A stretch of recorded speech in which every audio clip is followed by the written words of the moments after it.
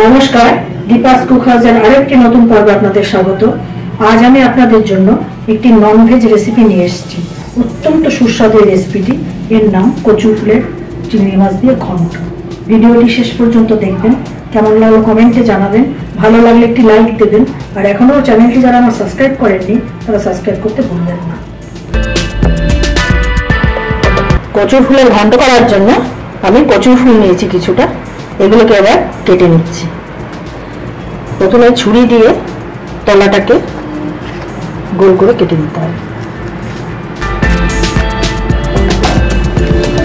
এবার এটা বের করে দিতে হবে, এটা রান্নায় গেলে গলা চুলকাবে। এটাকে আমি কুচি কুচি করে কেটে নিচ্ছি।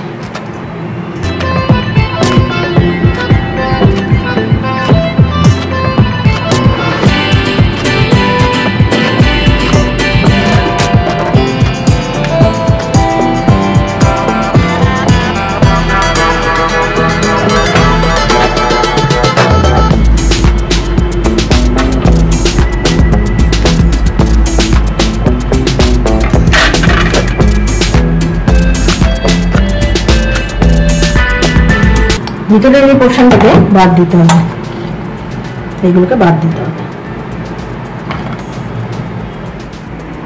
কচুর ফুলটা খুব সুন্দর করে কাটা হয়ে গেছে। এবার আমি এটাকে জলে ভাপ দিয়ে নেব। কড়াইতে দিয়েছি অল্প জল, এতে দিলাম অল্প হলুদ আর অল্প নুন। এবার এই কচুর ফুলগুলোকে এর মধ্যে দিয়ে দেব, দিয়ে 5 মিনিট ফুটিয়ে নামিয়ে নেব। কচুর ফুলটা সেদ্ধ হয়ে গেছে। কড়াইতে দিয়েছি 3 চামচ সরষের তেল, এতে দেবো একটা শুকনো লঙ্কা। আমি এতে কিছু চিংড়ি মাছ ইউজ করছি, অল্প কটা চিংড়ি মাছ, এটা ভেজে নিচ্ছি।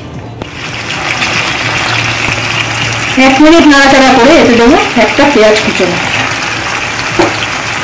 4-5টা কাঁচা লঙ্কা কুচনো, আর 4 কোয়া রসুন কুচনো। এটা দিয়ে একটু নেড়ে নেব।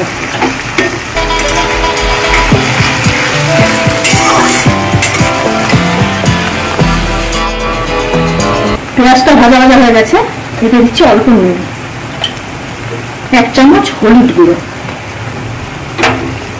1 চামচ লঙ্কার গুঁড়ো, আর 1 চামচ জিরের গুঁড়ো দিয়ে এটাকে কষিয়ে নেব মশলাটাকে।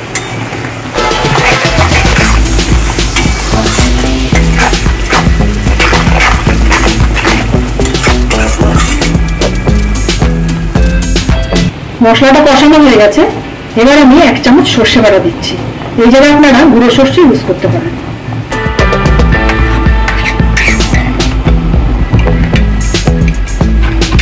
আর দিচ্ছি নারকেলের দুধ। নারকেলের দুধ মার্কেটে অ্যাভেলেবেল, আর যদি না হয় ফ্রেশ নারকেল দিয়ে দেবেন।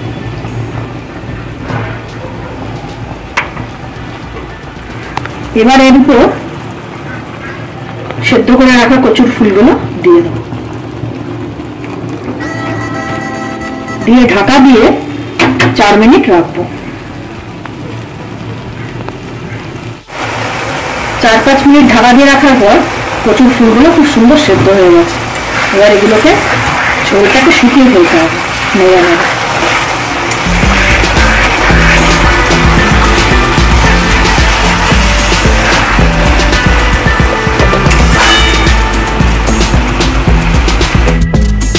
দু 3 মিনিট নাড়াচাড়া করার পর 4-5 দিয়ে তেল বেরিয়ে এসছে।